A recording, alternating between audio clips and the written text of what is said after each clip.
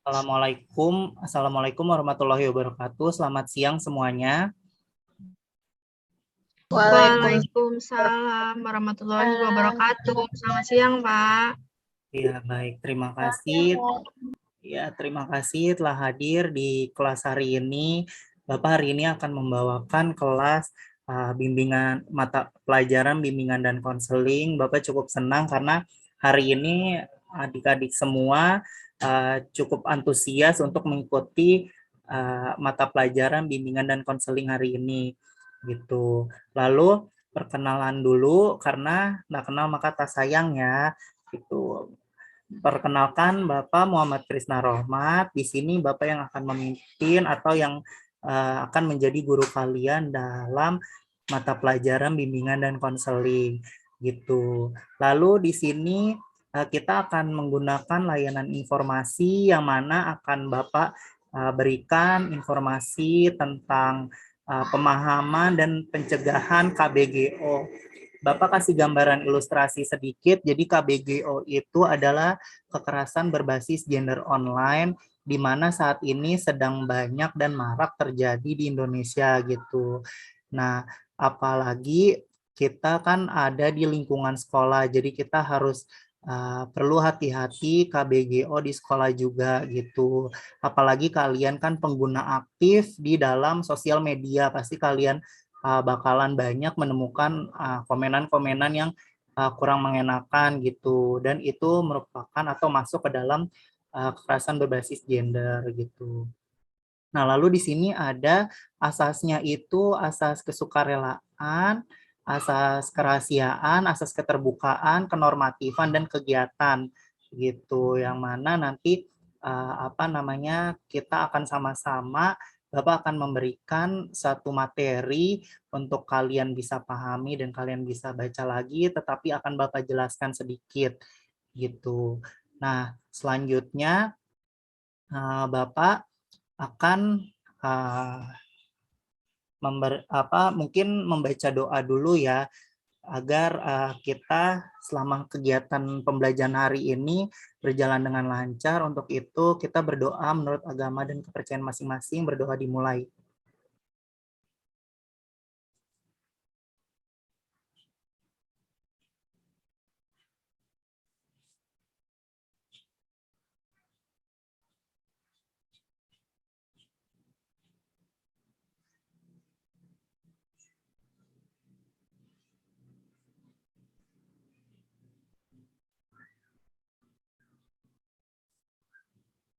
Oke, kalau sudah, selanjutnya Bapak akan share screen materi pembahasan hari ini. Yang akan kita bahas hari ini tentang memahami dan mencegah KBGO. Oke, sebentar akan gedekan, salah. Mungkin ya pakai yang ini saja, mana ya tadi ya. Maaf ya, Bapak mencari dulu. Oke, kita pakainya yang ini. Terus untuk share screen-nya, maaf ya Bapak agak gaptek untuk ininya. Bentar. Oh ini. Oke. Nah, jadi saat ini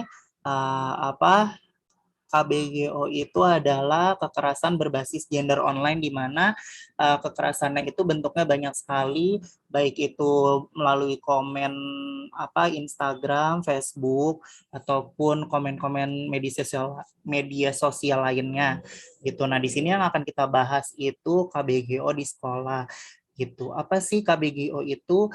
Perlindungan terhadap privasi di dunia maya merupakan kunci utama keamanan diri dari berbagai ancaman kejahatan di dunia maya, termasuk kekerasan berbasis gender online ini.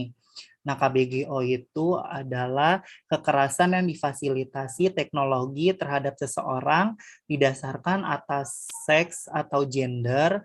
KBGO tidak dilakukan secara fisik, namun dilakukan dengan berbagai cara seperti kekerasan secara verbal. Verbal di sini maksudnya yang menggunakan media elektronik seperti yang tadi Bapak bilang, itu menggunakan WhatsApp ataupun Instagram gitu. Lalu selanjutnya ada beberapa jenis KBGO. Nah, KBGO itu ada yang sepanjang tahun 2017 tidaknya ada 8 bentuk nih kekerasan berbasis gender. Ada pendekatan untuk memperdaya atau cyber grooming, terus ada cyber harassment, itu pelecehan online gitu. Iya, Mohon maaf, Pak. iya. Itu Materinya belum muncul ya, Pak? Oh, belum muncul. iya, Pak. Oh, gitu. Sebentar. Iya, Pak, belum muncul, Pak. Oke, sebentar deh. Kok belum muncul ya?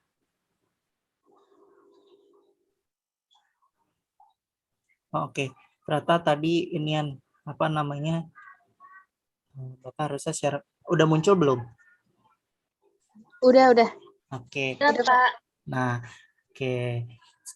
Bapak ulang lagi yang apa itu KBGO. Jadi KBGO itu kekerasan yang difasilitasi teknologi terhadap seseorang yang didasarkan atas seks atau gender gitu.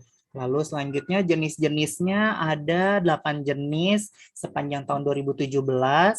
Itu ada pendekatan untuk pemberdaya atau cyber grooming, terus pelecehan online, cyber harassment, terus ada peretasan, hacking, terus ada konten ilegal, illegal content, pelanggaran privacy, infringement of privacy, terus ada ancaman distribusi foto atau video pribadi, pencemaran nama baik, dan rekrutmen online.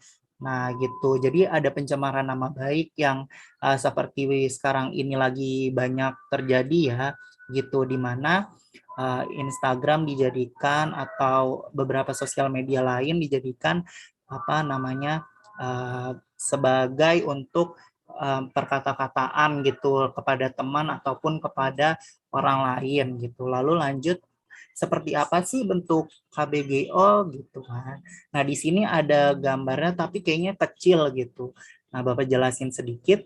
Di dunia maya, data pribadi seperti gambar di atas sangat dianjurkan untuk tidak dipublikasikan saat menggunakan media sosial seperti Facebook, Twitter, Instagram, atau aplikasi percakapan seperti WhatsApp, Line, Telegram, dan lain-lainnya gitu. Nah, ini kecil banget di sini, tapi ada tipe data pribadi sama contohnya seperti nama lengkap, nama kecil, nama ibu, dan lain-lainnya gitu. Lalu dan lain-lainnya pokoknya kalian bisa lihat di sini, karena di sini Bapak tidak bisa membesarkan untuk gambarnya ya. Lalu selanjutnya cara penanganannya. Di sini ada cara penanganannya itu, yang pertama, pisahkan akun pribadi dengan akun publik, menggunakan beberapa akun untuk memisahkan hal-hal bersifat pribadi dan hal-hal yang bisa dibagikan ke publik, bisa menjadi alternatif untuk melindungi diri di dunia maya. Lalu, cek dan atur ulang pengaturan privasi sesuai pengaturan privasi dengan level kenyamanan diri dalam berbagai data pribadi seperti nama, foto, nomor ponsel, dan lokasi. Gitu. Kendalikan sendiri siapa atau apa aja yang dapat mengakses data pribadi kita. Lalu yang ketiga, ciptakan password yang kuat dan nyalakan verifikasi login. Hindari peretasan akun media sosial dengan menciptakan password login yang kuat, panjang dan mengandung kombinasi unsur huruf, angka, dan simbol, serta aktifkan verifikasi login, 2-step verification, atau 2-faktor authentic gitu. Nah, yang keempat, jangan sembarangan percaya aplikasi pihak ketiga. Aplikasi pihak ketiga yang tidak bertanggung jawab bisa saja menggunakan informasi atau data pribadi yang mereka dapat dari akses tersebut secara tidak bertanggung jawab dan bisa jadi berdampak pada kehidupan. Nah, di sini terus ada lagi yang kelima, hindari berbagai lokasi pada waktu nyata. Nah, seperti di WhatsApp ya, biasa kan kalian bisa berbagi GPS ataupun lokasi yang saat ini kalian sedang datangi gitu kan. Nah, itu perlu hati-hati, terus berhati-hati juga dengan URL. Biasanya nih anak-anak zaman sekarang banyak banget yang mulai terkecoh URL yang katanya dapat pulsa gratis ataupun dapat uang gratis yang malah jadinya bikin data kalian tuh dicuri. Lalu lakukan data detox. Silakan coba data detox agar dapat menjadi data pribadi yang lebih mempunyai kendali atas data diri di ranah daring dengan mengakses.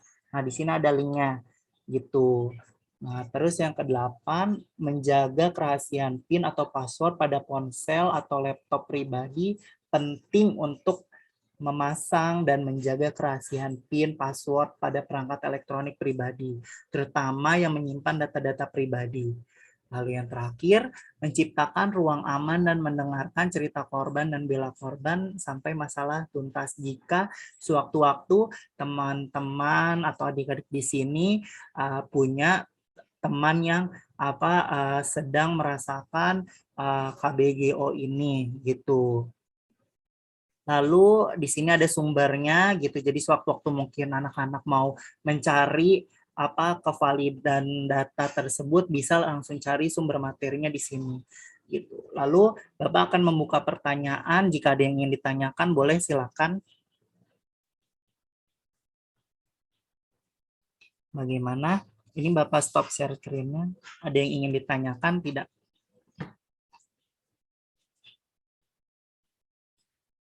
Mungkin tidak ada kali ya. Jadi Bapak bakalan lanjut ke teman-teman atau anak-anak saat ini mungkin berdiskusi ada nggak yang ingin disampaikan tentang permasalahan materi yang tadi Bapak bacakan, kira-kira gimana?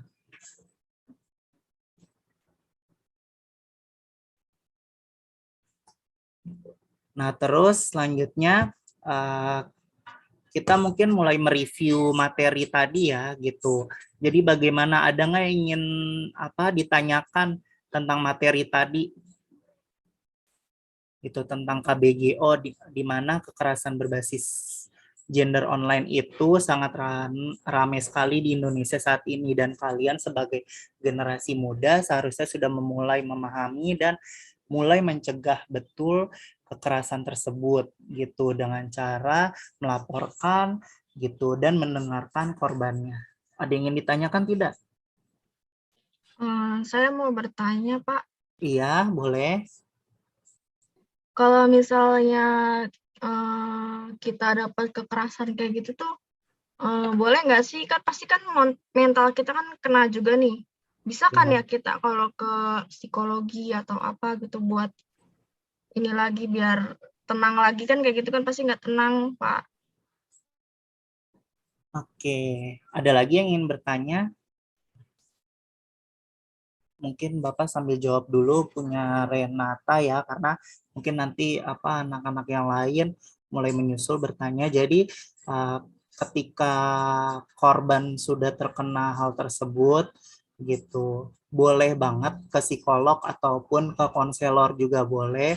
Misalkan kalian sebagai siswa gitu mendapatkan hal tersebut atau terkena dampak tersebut dari KBGO, kalian bisa langsung bercerita atau berkonsultasi ke konselor yang nantinya konselor akan dengarkan dan berikan ruang aman kalian gitu di ruangan BK gitu. Sebisa mungkin kita akan menjaga, kita ada asas kerahasiaan dan keterbukaan di sini maksudnya memberikan rasa aman gitu, dan kalian bebas untuk terbuka menceritakan gitu, tetapi hanya bersama konselor saja gitu. Tapi ada asas kerahasiaan juga di mana rahasia akan tetap terjaga, cuma hanya sampai di konselor saja, tidak terbuka kemanapun.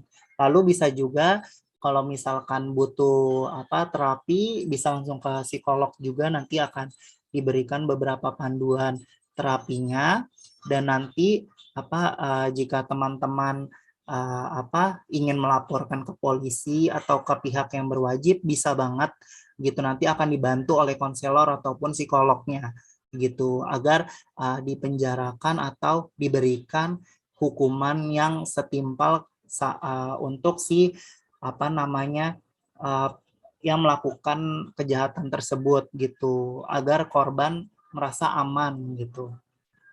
Ada lagi yang ingin bertanya? Saya mau bertanya. Iya, boleh.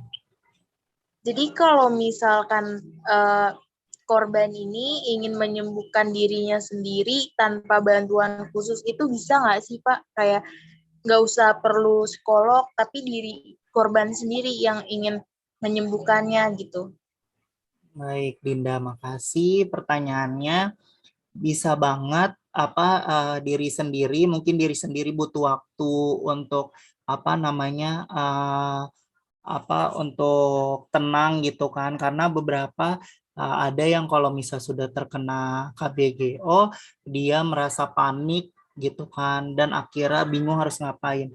Yang pertama mungkin kita bisa tenangkan dulu diri kita gitu, lalu kita coba menyelesaikan masalahnya mungkin ya tadi ke kantor polisi gitu ataupun ke lembaga hukum gitu. Tapi kalau misalnya pun emang mau sendiri, mungkin kita blokir dengan cara memblokir akun si pelaku ataupun melaporkan akun tersebut kepada pihak Instagram ataupun WhatsApp gitu. Lalu seperti tadi terapinya yang buat mental kita ya tenangkan diri gitu. Terus mungkin kalau misalkan dirasa kaget gitu dan pengen nangis, nggak apa-apa, luapin aja rasa nangisnya gitu kan. Terus peluk guling ataupun peluk boneka agar lebih tenang gitu kan, atau luapin emosinya dengan memukul-mukul boneka ataupun bantal gitu.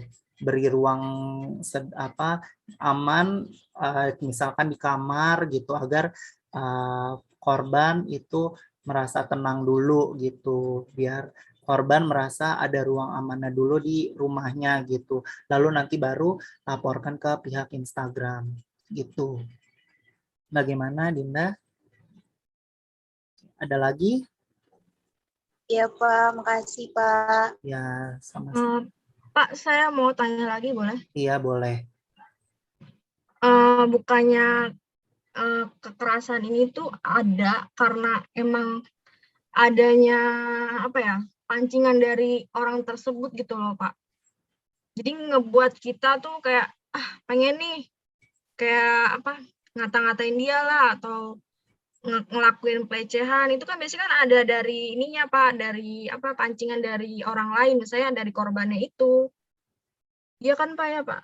Oh, jadi misalkan Kan ada. kayak si korban juga dulu pernah ngatain dia, terus akhirnya jadi si pelaku membalasnya gitu. Iya, salah satunya kayak gitu. Atau mungkin kalau yang kayak pelecehan seksual tuh kayak emang orang itu tuh pakai pakaiannya tuh terbuka atau memancing orang buat ngelakuin itu gitu loh.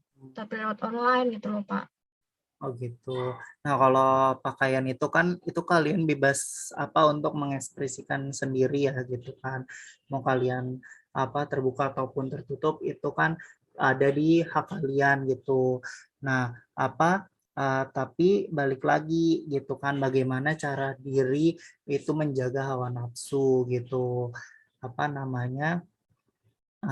Karena kita nggak bisa menyalahkan orang untuk memakai apa gitu kan, dan itu biasanya juga terjadi karena si hawa nafsunya tidak terkendali gitu kan gitu. Nah terus kalau tadi yang Rena tanyakan lupa tadi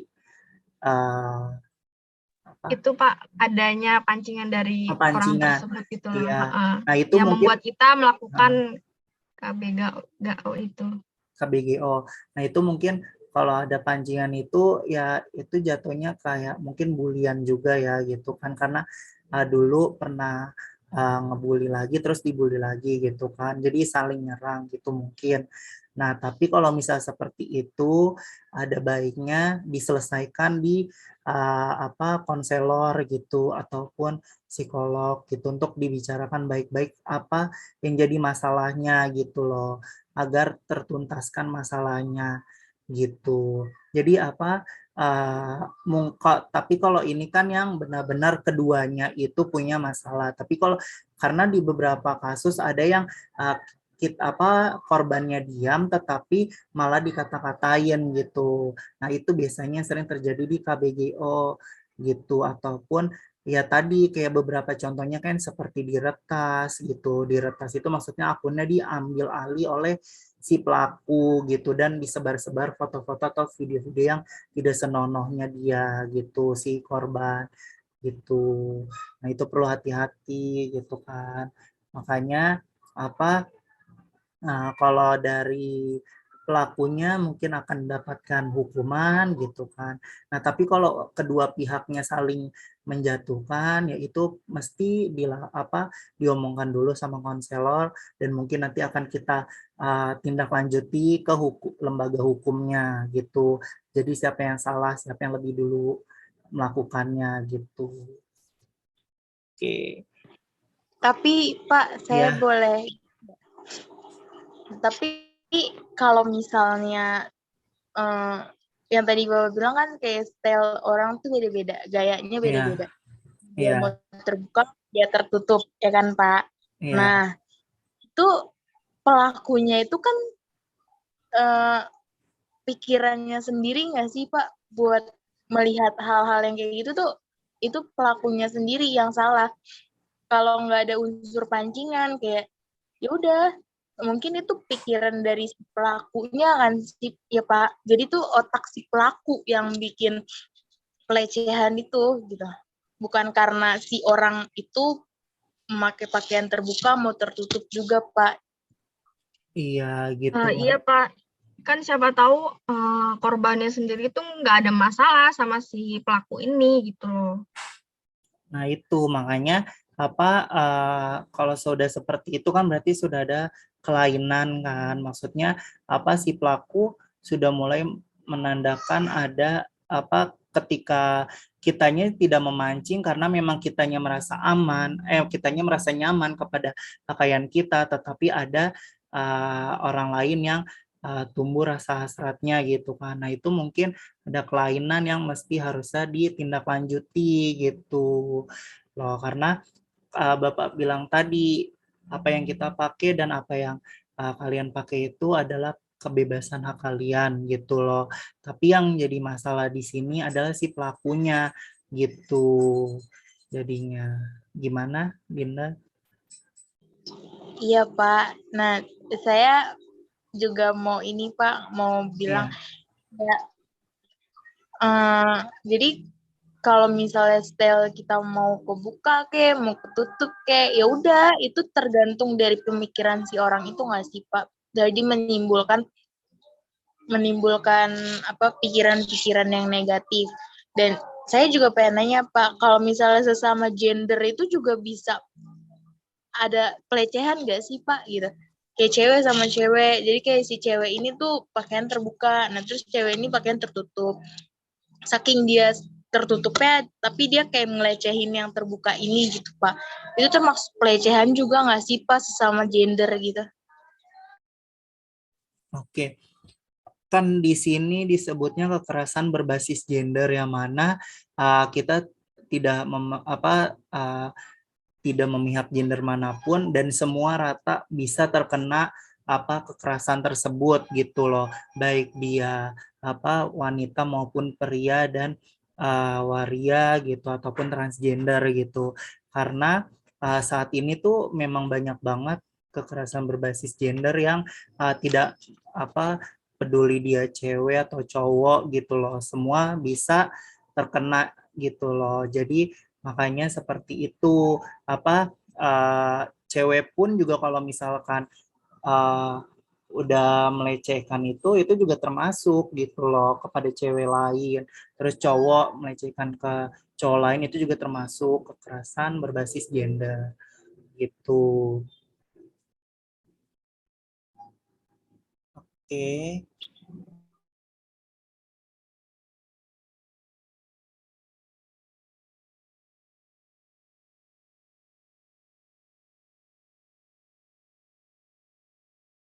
Oke, ada lagi? Kalau tidak ada, mungkin Bapak nanti akan kasih kalian tugas lagi untuk mencari informasi-informasi lain, apa namanya, berita seputar KBGO ini di internet gitu, atau mencari referensi lain gitu kan. Terus juga nanti kalian tulis atau kalian ketik di Word gitu, dijadikan apa namanya PPT, ataupun boleh dijadikan apa rangkuman gitu. Terus juga nanti akan Bapak akan ditunjuk satu-satu untuk maju untuk membacakan hasil pembelajaran kalian yang telah Bapak sampaikan ini gitu. Bagaimana untuk hari ini? Apakah sudah jelas materinya? Sudah jelas, Pak. Udah jelas, Pak.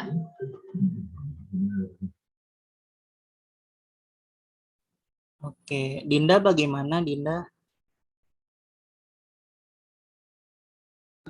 Iya Pak, sudah jelas Pak. Oke, baik. Bapak mungkin tutup kelas hari ini karena mungkin durasinya tidak cukup gitu kan. Mungkin di lain waktu akan kita bahas lagi tentang pembahasan hari ini.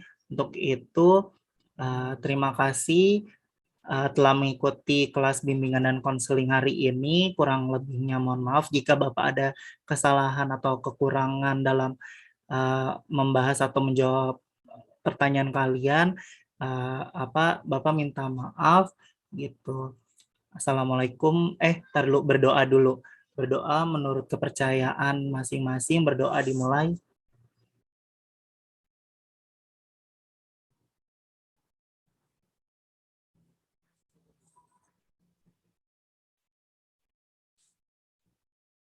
Oke, baik, selesai. Terima kasih telah hadir di kelas hari ini. Assalamualaikum warahmatullahi wabarakatuh.